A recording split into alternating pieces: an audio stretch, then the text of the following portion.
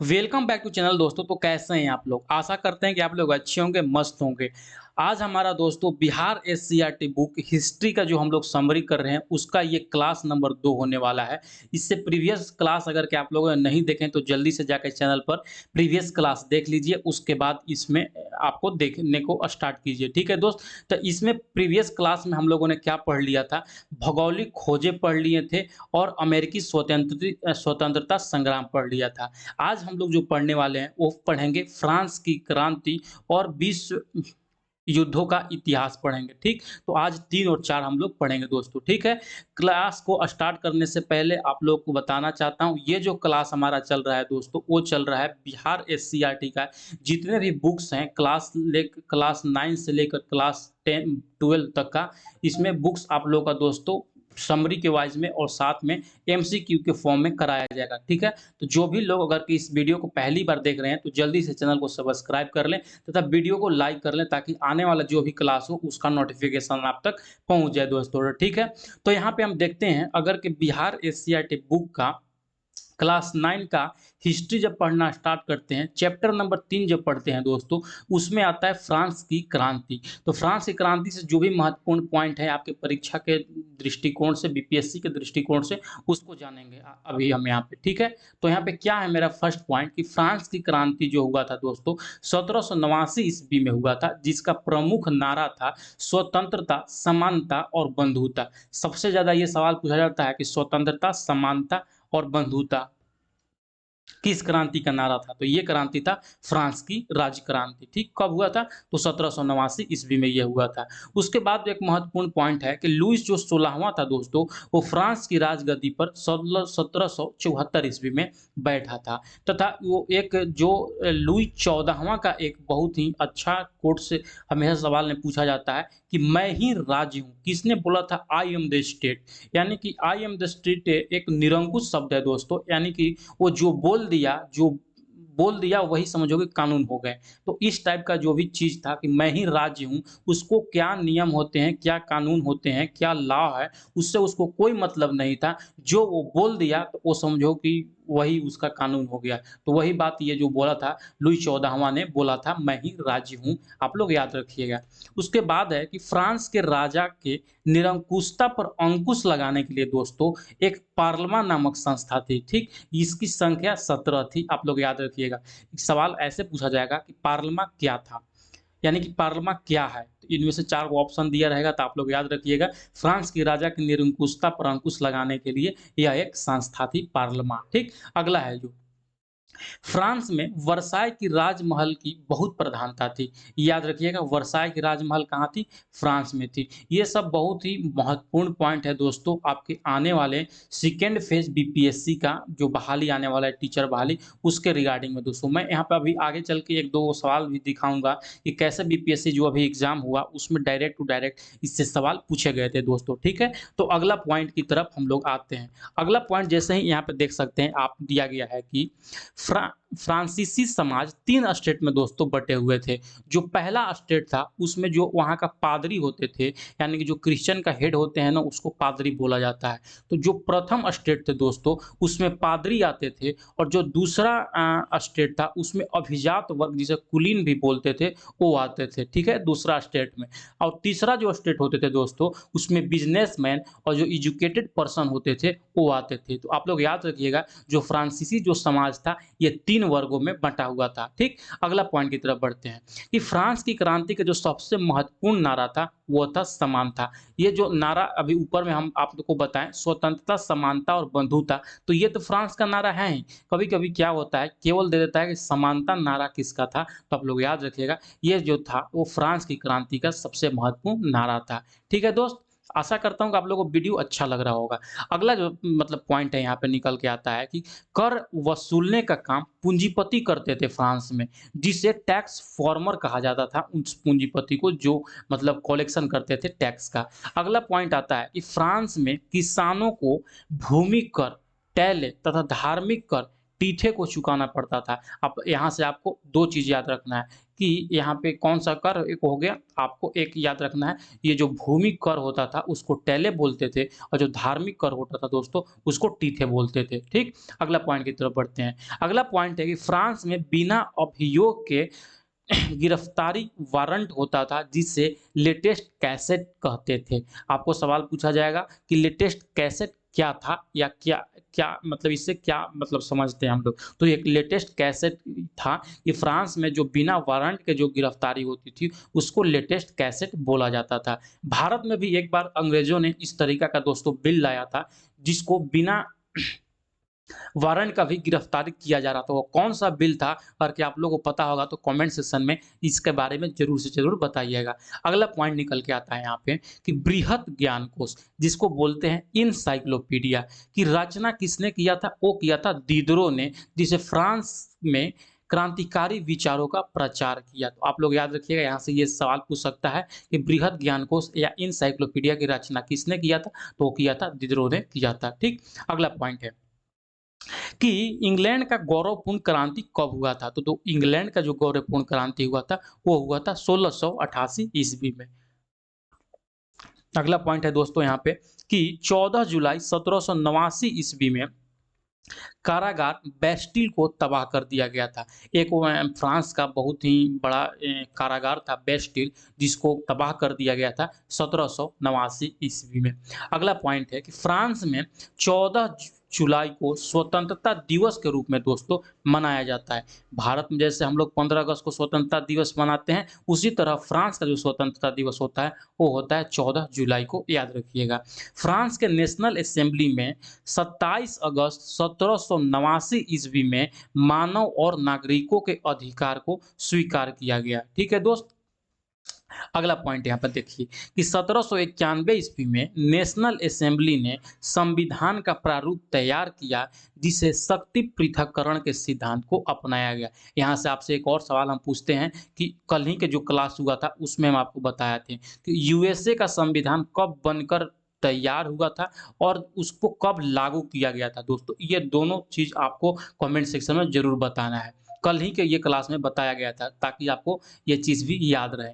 अगला जो पॉइंट निकल के आता है यहाँ पे कि जैकोबिन क्लब पेरिस के भूतपूर्व कॉन्वेंट ऑफ सेंट जैकब के नाम पर रखा गया था जिसका प्रमुख नेता था मैक्सिमिलियन रॉबेस्पियर। ठीक, तो ये इसको भी थोड़ा सा महत्वपूर्ण हमको लगा इसीलिए इसको ऐड कर दिए हैं, बाकी इसको आप थोड़ा सा स्किप भी कर सकते हैं, कोई दिक्कत नहीं है।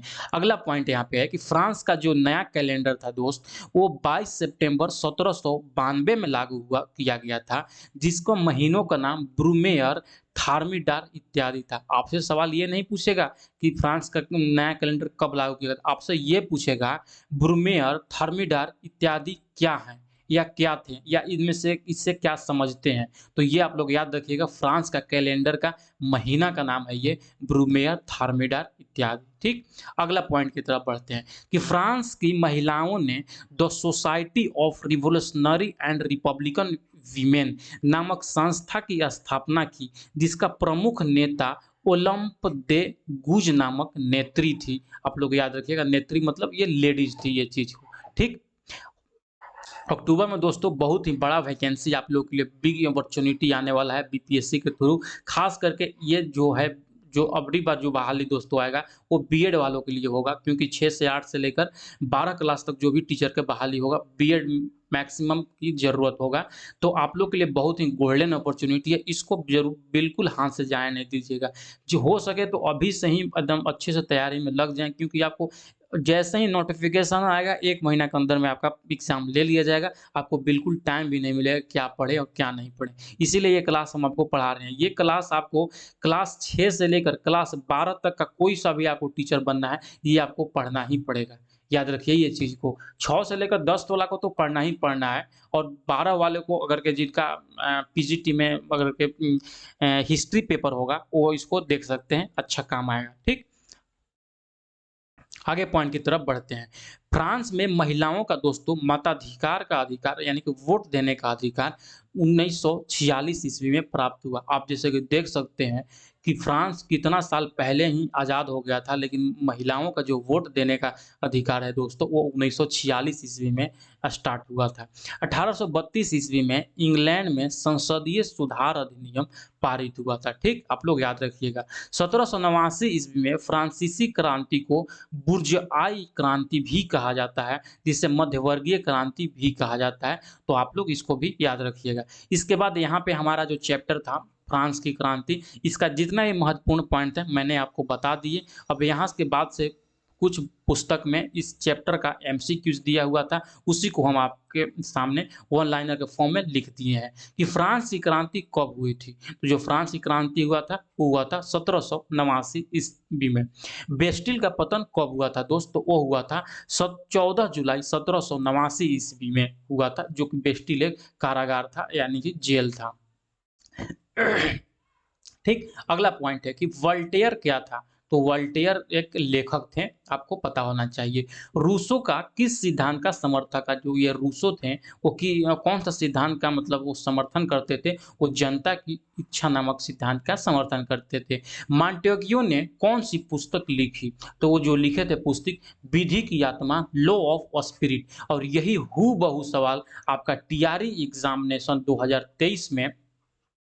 2023 में जो पीआरटी का दोस्तों पेपर हो रहा था, शिफ्ट 1 में ये सवाल एकदम हूबहू पूछा गया है। हम आपको दिखाना चाहें तो आप देख सकते हैं। जैसे कि यहाँ ही देख सकते हैं जो यहाँ का सवाल, जैसे कि ये देख सकते हैं 77 नंबर क्वेश्चन। ये जो क्वेश्चन है दोस्तों, पीआरटी का जो एग्ज़ाम हुआ है शिफ्ट 1 यानी कि जो लड़कों का हुआ था एग्ज़ाम, उसमें पूछा गया था। मॉन्टेग्यू ने सरकार के अंतर्गत विधायिका, कार्यपालिका, न्यायपालिका के मध्य शक्तियों का विभाजन निम्नलिखित में से अपनी किस पुस्तक में प्रस्तावित किया था? तो वो किया था the spirit of the laws, जो जैसे कि हम अभी बताएं, थोड़ा सा नाम आगे पीछे कर दिया है, लॉ ऑफ स्पिरिट या स्पिरिट ऑफ द लॉज, वो सेम टू सेम आपको जैसे कि यहाँ पे देख सकते हैं, यही सवाल पूछा गया था दोस्त। इसीलिए बोलते हैं कि अगर कि आप डिटेल में पढ़े रहिएगा ना, तो आपका मतलब रिजल्ट होने से कोई नहीं रोक सकता है। ठीक, अगला पॉइंट की तरफ बढ़ते हैं। अगला जो सवाल पूछा गया था कि फ्रांस में जो मतलब वहाँ का समाज 3 वर्गों में बँटा हुआ था, उसमें प्रथम स्टेट में कौन आते थे? तो प्रथम स्टेट में वही जो पूजा पाठ कराते थे क्रिश्चियन में, यानी कि जिसको पादरी बोलते हैं,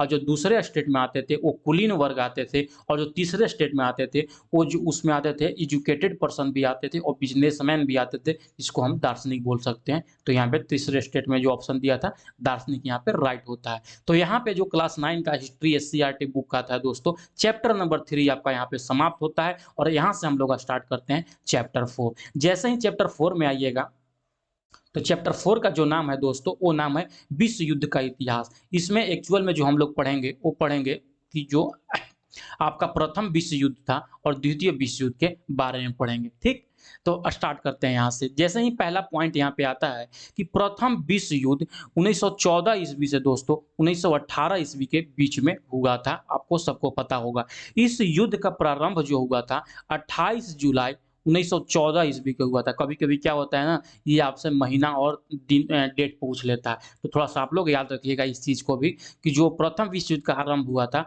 28 जुलाई 1914 ईस्वी को हुआ था, ऑस्ट्रिया द्वारा सर्बिया पर आक्रमण किए जाने से हुआ था, ठीक? और इसमें 2 थे, मतलब आमने-सामने जैसा युद्ध कैसे होता है कि एक पार्टी यहाँ पे हो गए और एक पार्टी यहाँ पे हो गए, तो वही तो इसमें 2 पार्टी थे। कौन-कौन थे? वो थे एक मित्र राष्ट्र थे और एक धुरी राष्ट्र थे। मित्र राष्ट्र की तरफ से फ्रांस, ब्रिटेन, रूस और जापान थे, ठीक? और जो धुरी राष्ट्र थे उसमें जर्मनी, ऑस्ट्रिया, हंगरी और इटली आदि शामिल थे दोस्तों, ठीक? अगला पॉइंट की तरफ बढ़ते हैं। इसे 4 अगस्त 1914 को ब्रिटेन द्वारा जर्मनी पर आक्रमण से यूरोप की बड़ी शक्तियों के मध्य भी युद्ध आरंभ हुआ। यहाँ पर तो दोस्तों ये जो युद्ध आरंभ हुआ था उतना बड़े लेवल पर नहीं था, लेकिन जो 4 अगस्त 1914 को ब्रिटेन ने जर्मनी पर जब आक्रमण किया, उस समय बहुत सारा देश एक दूसरे को इंक्लूड हो गए इस युद्ध में। तो आप लोग समझ गए होंगे। 1912 ईस्वी में दोस्तों जर्मनी ने इम्परेटर नामक जहाज बनाया, जो उस समय का सबसे बड़ा जहाज था। आप लोग याद रखिएगा कौन सा जहाज था जर्मनी ने जो बनाया था, वो था इम्परेटर। कल भी मैंने आपको एक जहाज के बारे में बताया था कि जिस जहाज को पुर्तगाली ने बनाया था लोग, पुर्तगाली ने बनाया था, जो कि एक मतलब हल्का था और तेज़ तेज़ी से चलता था। उसका क्या नाम था? आप कमेंट सेक्शन में ज़रूर बताएँ, अगर क्या आपने अ लास्ट वीडियो करके आप लोगों ने देखा था, ठीक? तो वो उसको ज़रूर बताइएगा कि कौन-सा जहाज़ था, पुर्तगाली जो बनाया था। उसके बाद अगला पॉइंट की तरफ बढ़ते हैं। अगला पॉइंट है कि यूरोप में गुटबंदी का जन्मदाता जर्मनी के चांसलर बिस्मार्क को माना जाता है, जो 1779 ईस्वी में ऑस्ट्रेलिया के साथ द्वैध संधि किया था दोस्तों। याद रखिएगा यहाँ पे गुटबंदी का जन्मदाता किसको माना जाता है? बिस्मार्क को माना जाता है, ये सवाल पूछ सकता है। 1882 ईस्वी में त्रिगुट बनी। त्रिगुट मतलब 3 गो देश, जिसमें जर्मनी, ऑस्ट्रेलिया और हंगरी एवं इटली शामिल हुआ था। ये त्रिगुट में 1882 ईस्वी में ये बना था। 1904 ईस्वी में दोस्तों क्या हुआ था कि ऑस्ट्रेलिया ने तुर्की पर अपना कब्जा कर लिया था। ठीक, अगला पॉइंट की तरफ बढ़ते थे। इसका जो मेन तत्कालिक कारण था प्रथम विश्व युद्ध का, वो तत्कालीन कारण क्या था कि आर्क ड्यूक फर्डिनेंड की हत्या प्रथम विश्व युद्ध का तत्कालीन कारण माना जाता है। आपको आपको ये भी याद होना चाहिए, ठीक? अगला पॉइंट की तरफ बढ़ते हैं। अगला पॉइंट है कि अमेरिका के राष्ट्रपति वुडरो विल्सन ने जनवरी 1918 ईस्वी में शांति के लिए 14 सूत्री कार्यक्रम प्रस्तुत किया। यानी कि जैसे जनवरी 1918 ईस्वी में जो प्रथम विश्व युद्ध खत्म होने के लिए अमेरिका 14 सूत्री कार्यक्रम प्रस्तुत करता है, ठीक? उसके बाद ही वर्साय का मुख्य संधि दोस्तों जर्मनी के साथ में 28 जून 1919 ईस्वी को हुआ था। आप लोग याद रखिएगा। भविष्य में होने वाले विश्व युद्ध को रोकने के लिए राष्ट्र संघ नामक अंतर्राष्ट्रीय संस्था बनाई गई थी 1920 ईस्वी में। आपको ये भी पता होना चाहिए। क्या हुआ था कि प्रथम विश्व युद्ध में बहुत बड़ा तबाही हुआ था। तो यही तबाही भविष्य में न हो, इसी को शांति बनाए रखने के लिए विश्व में राष्ट्र संघ नामक संस्था की स्थापना किया गया था, ठीक? उसके साथ ही क्या हुआ था कि प्रथम विश्व युद्ध का जो समापन हुआ था दोस्तों, वो हुआ था 11 नवंबर 1918 ईस्वी को विराम संधि के हस्ताक्षर पर साइन करने से हुआ था, ठीक? आशा करता हूँ इतना समझ गए होंगे। उसके बाद प्रथम विश्व युद्ध के बाद यूरोप में नाज़ीवाद और फासीवाद का उदय हुआ। जर्मनी में हिटलर के नेतृत्व में दोस्तों नाजी सरकार बनी तथा फांसीवाद के सिद्धांत के आधार पर मुसोलिनी के नेतृत्व में इटली में सरकार बनी। तो आप लोग याद रखिएगा, ठीक?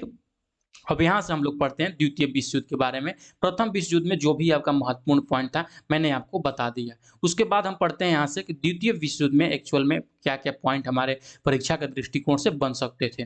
तो सबसे पहला पॉइंट है यहाँ पे कि द्वितीय विश्व युद्ध का जो दोस्तों प्रारंभ हुआ था, वो हुआ था 1 सितंबर 1939 ईस्वी को हुआ था। जो इसका तत्कालीन कारण था, जर्मनी का पोलैंड पर आक्रमण था। आप लोग याद रखिएगा, ठीक? अगला पॉइंट है कि द्वितीय विश्व युद्ध में ग्रेट ब्रिटेन 3 सितंबर 1939 को सम्मिलित हुआ। इस युद्ध में धुरी राज्यों के गुट में बेल्जियम सम्मिलित नहीं था। आप लोग याद रखिएगा। अगला है कि इस समय अमेरिका के राष्ट्रपति, इस समय मतलब क्या? द्वितीय विश्व युद्ध के समय की बात हो रहा है कि अमेरिका के राष्ट्रपति फ्रैंकलिन डी रूजवेल्ट थे और ब्रिटेन के प्रधानमंत्री दोस्तों विंस्टन चर्चिल थे। आपसे सवाल ये पूछा जाएगा कि द्वितीय विश्व युद्ध के समय अमेरिका के राष्ट्रपति कौन थे या ब्रिटेन के प्रधानमंत्री कौन थे? तो ब्रिटेन के प्रधानमंत्री कौन थे? विंस्टन चर्चिल थे। सोवियत संघ मित्र राष्ट्रों के गुट ने 1941 ईस्वी में शामिल हुआ था। ये मतलब लड़ाई में मित्र राष्ट्रों के गुट से ये शामिल हुए थे सोवियत संघ। उसके बाद क्या है कि जापान ने 7 सितंबर 1941 को पर्ल हार्बर पर आक्रमण किया दोस्तों, ठीक? इस आक्रमण के बाद अमेरिका मित्र राज्यों के पक्ष में युद्ध में प्रवेश किया, ठीक? अगला यहाँ से सवाल पूछा जाएगा आपसे कि अमेरिका द्वितीय विश्व युद्ध में किन राष्ट्रों के पक्ष में थे? तो वो मित्र राज्यों के पक्ष में थे, मित्र गुटों के पक्ष में थे। आप लोग याद रखिएगा। 6 अगस्त और 9 अगस्त 1945 को अमेरिका ने हिरोशिमा और नागासाकी पर परमाणु बम गिराया दोस्तों। जो हिरोशिमा और नागासाकी पर जो बम गिराए गए थे, उसका नाम जो हिरोशिमा पर गिराया गया था, उसे लिटिल बॉय कहा जाता है और जो नागासाकी पर गिराया गया था, उसको फैट मैन कहा जाता था। यानी कि पहले लिटिल बॉय को गिराया गया था, उसके बाद फैट मैन को गिराया गया था। बहुत बार इस बम का नाम भी पूछ लिया जाता है। कि परमाणु बम का क्या नाम था, तो जो लिटिल बॉय नाम था और फैट मैन नाम था। उसके बाद जब पॉइंट है यहाँ पे कि गेस्टापो हिटलर द्वारा स्थापित एक गुप्तचर एजेंसी थी दोस्तों। पूछा जाता है कि हिटलर का गुप्तचर एजेंसी क्या नाम था, तो वो नाम था गेस्टापो। अगला पॉइंट है कि इस युद्ध के बाद 24 अक्टूबर 1945 ईस्वी को संयुक्त राष्ट्र संघ की स्थापना होती है। आप लोगों ने देखा कि प्रथम जो विश्व युद्ध हुआ था दोस्तों, उसके बाद में राष्ट्र संघ नामक एक संस्था की स्थापना हुआ था। राष्ट्र संघ का स्थापना हुआ था, लेकिन वो उतना मतलब सफल नहीं रहा। उसके बावजूद राष्ट्र संघ का जो वो संस्था था, इसके स्थापना के बावजूद भी तो सेकेंड वर्ल्ड वार आपका हो ही गया था। तो इसके बाद भी एक संस्था आई संयुक्त राष्ट्र संघ। इसका मेन उद्देश्य यही था कि विश्व में शांति बनाए रखना, कि आने वाले भविष्य में कभी भी तीसरा विश्व युद्ध नहीं हो। इसी की वजह से यूएनओ बनाया गया दोस्तों, संयुक्त राष्ट्र संघ बनाया गया। आशा करता हूँ समझ गए होंगे। इसका कब स्थापना हुआ था? 24 अक्टूबर 1945 ईस्वी में इसका स्थापना हुआ था। ठीक। अगला पॉइंट है कि ब्रिटेन और फ्रांस ने 2 दिन बाद 3 दिसंबर 1940 को जर्मनी के विरुद्ध युद्ध की घोषणा कर दी। 1939 में जैसे कि स्टार्ट हुआ था हमारा प्रथम विश्व युद्ध 1 सितंबर 1939 को, तो 2 दिन बाद यानी कि यहाँ पे 1940 ईस्वी में, सॉरी ये 1940 नहीं होगा, 1939 में ही होगा दोस्तों। 2 दिन बाद 3 दिसंबर 1939 को जर्मनी के विरुद्ध ये घोषणा करते हैं युद्ध के। आशा करता हूँ इतना आप लोग समझ गए होंगे। उसके बाद नेक्स्ट पॉइंट की तरफ आते हैं। नेक्स्ट पॉइंट क्या है यहाँ पर कि 2 सितंबर 1945 को दोस्तों जापान ने आत्मसमर्पण कर देता है और इसी के साथ द्वितीय विश्व युद्ध को समाप्ति हो जाता है, समाप्त हो जाता है। तो यहाँ से एक मेन पॉइंट ये बनता है कि द्वितीय विश्व युद्ध के समापन में सबसे महत्वपूर्ण भूमिका क्या था? तो वो था सबसे महत्वपूर्ण भूमिका कि जापान ने आत्मसमर्पण कर दिया था, इसीलिए ये युद्ध समाप्त हो गया। अगला पॉइंट आता है हमारा कि परमाणु बम का सबसे पहला इस्तेमाल दोस्तों अमेरिका के द्वारा द्वितीय विश्व युद्ध के दौरान जापान के खिलाफ किया गया था, जो कि नागासाकी और हिरोशिमा पर बम गिराए गए थे। आप लोग याद रखिएगा। परमाणु बम का जो पहला परीक्षण हुआ था वो जुलाई 1945 ईस्वी में किया गया था अमेरिका के द्वारा, ये भी याद रखिएगा। तो यहाँ पे हमारा प्रथम विश्व युद्ध और विश्व युद्धों का इतिहास खत्म होता है और चैप्टर नंबर 4 के लास्ट में जो एमसीक्यूज दिए गए हैं बुक का, इसको हम थोड़ा देख लेते हैं आपको। ठीक, क्या है यहाँ पे पहला सवाल कि प्रथम विश्व युद्ध कब प्रारंभ हुआ था? तो जो प्रारंभ हुआ था 1914 ईस्वी में प्रारंभ हुआ था दोस्तों। प्रथम विश्व युद्ध में किसकी हार हुई? तो वो रसिया की हार हुई, आप लोग याद रखिएगा। उसके बाद 1900, जैसे कि यहाँ पे बहुत सारा देश का ऑप्शन दिया गया था, तो ऑप्शन के अनुसार में जो ये जो राइट आंसर होगा वो आपका रसिया होगा। 1917 ईस्वी में कौन सा देश प्रथम विश्व युद्ध से अलग हो गया था? तो वो है रूस। वर्साय की संधि के फलस्वरूप इनमें से किस महादेश का मानचित्र बदल गया? तो वो है यूरोप, क्योंकि यूरोप का यहाँ पे मानचित्र बदल गया था। बहुत सारे देश में विभाजन हुआ था दोस्तों। उसके बाद आता है त्रिकूट समझौते में कौन से देश शामिल थे? तो ये जो हम जर्मनी, ऑस्ट्रेलिया और इटली थे, ये 3 गो देश थे। उसके बाद आता है नेक्स्ट कि द्वितीय विश्व युद्ध कब आरंभ हुआ? तो द्वितीय विश्व युद्ध जो आरंभ हुआ था 1939 ईस्वी में आरंभ हुआ था। अगर के एक्चुअल डेट देखिएगा तो वो आरंभ हुआ था आपका 1 सितंबर 1939 ईस्वी में। ठीक, कभी-कभी पूछ देता है यानी कि ऑप्शन में दिया रहता है ऐसा ही 1 सितंबर, 2 सितंबर, 3 सितंबर, तो 1 सितंबर 1939 में शामिल हुआ था। अगला पॉइंट है यहाँ पे कि द्वितीय विश्व युद्ध में कौन सा देश पराजित हुआ? तो वो है जापान पराजित हुआ, क्योंकि जापान ने अपना आत्मसमर्पण कर देता है। इसी के बाद से द्वितीय विश्व युद्ध दोस्तों समाप्त होता है। अगला पॉइंट है यहाँ पे कि द्वितीय विश्व युद्ध में पहला एटम बम कहाँ गिराया गया था? तो जो पहला एटम बम गिराया गया था वो हिरोशिमा पर गिराया गया था, जिसका नाम था लिटिल बॉय। आप लोग याद रखिएगा, 6 अगस्त को गिराया गया था, 1945 ईस्वी को ये गिराया गया था। ठीक। अगला पॉइंट है कि द्वितीय विश्व युद्ध कब अंत हुआ था? तो अंत हुआ 1945 ईस्वी में। इसी के साथ में हमारा यहाँ पे चैप्टर नंबर 4 फाइनल होता है। जो भी महत्वपूर्ण आपका टॉप पॉइंट थे मैंने आपको बता दिए, और जो भी आपका एमसीक्यू मतलब इस चैप्टर में दिया गया था हम बता दिए। इसके बाद जैसे ही दोस्तों ये सारा चैप्टर खत्म होता है ना, तो सारा ये जो सवाल आप नज़र आ रहे हैं ये सब पर, ये सबका मैं एमसीक्यूज यानी कि ऑब्जेक्टिव टाइप में आपको करा दूँगा। एग्ज़ाम आते-आते आपको एक भी सवाल नहीं छूटने वाला है, आप लोग याद रखिएगा इस चैनल पे अगर के आप लोग जुड़ गए होंगे। तो अभी तक हम लोगों ने क्या पढ़ लिया? चैप्टर नंबर 1 पढ़ लिया, 2 पढ़ लिया, 3 पढ़ लिया और 4 पढ़ लिया। कल जो हम लोग पढ़ेंगे 5 और 6 पढ़ेंगे, फिर 7 और 8 पढ़ेंगे और हमारा यहाँ पे क्लास 9 का हिस्ट्री खत्म हो जाएगा, जो भी मेन पॉइंट है। आप जब इसको पढ़ने जाइएगा ना, तो पूरा लंबा-चौड़ा आपको एससीईआरटी का बुक पढ़ना पड़ेगा। इसमें से जो भी मतलब क्रीम था, यानी कि जो आपको परीक्षा के लिए बहुत इंपॉर्टेंट था दोस्तों, यहाँ पे बहुत अच्छे तरीके से हम सजा के आपको बता दिए हैं। ठीक है? मिलते हैं नेक्स्ट वीडियो के साथ में, तब तक के लिए पढ़ते रहिए, मुस्कुराते रहिए। जय हिंद।